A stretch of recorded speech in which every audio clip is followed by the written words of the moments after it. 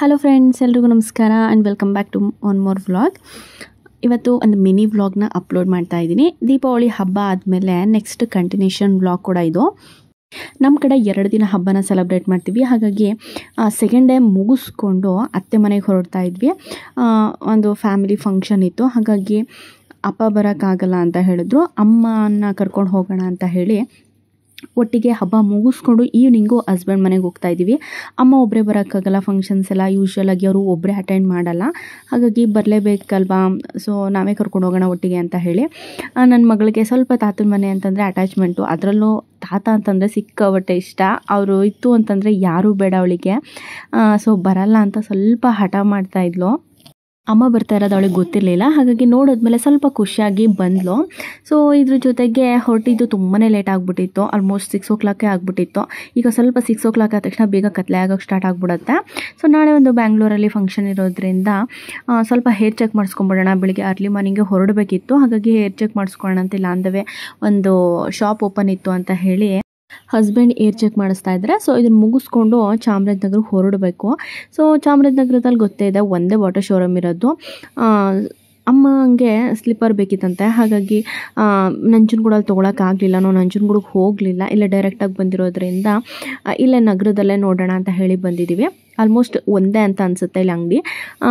Flat ತುಂಬಾ ಚೆನ್ನಾಗಿ ಕಲೆಕ್ಷನ್ಸ್ಗಳಿತ್ತು. ವೆಡ್ಜಸ್ಸು ಮತ್ತು ಹೀಲ್ಸಲ್ಲಿ ಅಷ್ಟೊಂದು ಕಲೆಕ್ಷನ್ಸ್ಗಳು ಇರಲಿಲ್ಲ. ಬಟ್ ಅಮ್ಮ ಯೂಶ್ವಲಾಗಿ ವೆಡ್ಜಸ್ ಆಗಿರ್ಬೋದು, ಹೀಲ್ಸ್ ಆಗಿರ್ಬೋದು ಹಾಕಲ್ಲ.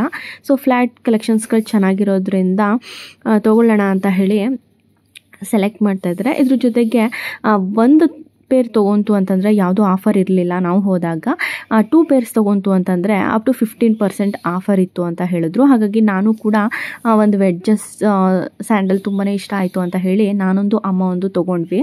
ಇಲ್ಲ ಅಂತಂದರೆ 15% ಹೋಗುತ್ತಲ್ವ ಅಂತ ಹೇಳಿ ಇಬ್ಬರು ತೊಗೊಂಡು ಈಗ ಅತ್ತೆ ಮನೆಗೆ ಹೊರಡಬೇಕು. ಅತ್ತೆ ಮನೆ ಇಲ್ಲಿಂದ ಜಸ್ಟ್ ಒಂದು 5 minutes ಜರ್ನಿ ಅಷ್ಟೇ.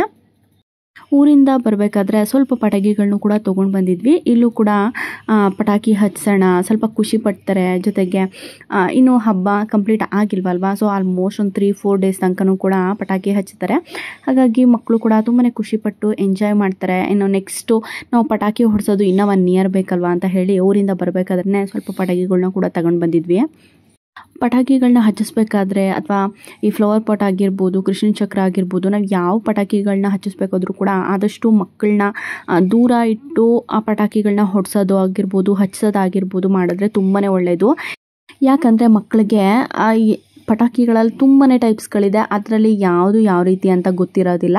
ಸೊ ಹೋಗಿ ಮುಂದೆ ನಿಂತ್ಬಿಡ್ತಾರೆ ಖುಷಿಯಲ್ಲಿ. ಬಟ್ ಅದು ಒನ್ಸ್ ಏನಾದರೂ ಎಫೆಕ್ಟ್ ಆಯಿತು ಅಂತಂದರೆ ಲೈಫ್ ಟೈಮ್ ತುಂಬಾ ಸಫರ್ ಪಡಬೇಕಾಗುತ್ತೆ. ಅದು ಮಕ್ಕಳ ವಿಚಾರದಲ್ಲಿ ತುಂಬಾ ಕೇರ್ಫುಲ್ಲಾಗಿ ಪಟಾಕಿ ಹೊಡ್ಸಿದ್ರೆ ತುಂಬಾ ಒಳ್ಳೆಯದು. ಸೊ ಆದಷ್ಟು ಮಕ್ಕಳ ಜೊತೆ ಪಟಾಕಿ ಹೊಡಿಸ್ಬೇಕಾದ್ರೆ ಜೊತೆಲೇ ಇದ್ದು ಪಟಾಕಿನ ಹೊಡಿಸಿ ಅಂತ ಹೇಳ್ತೀನಿ.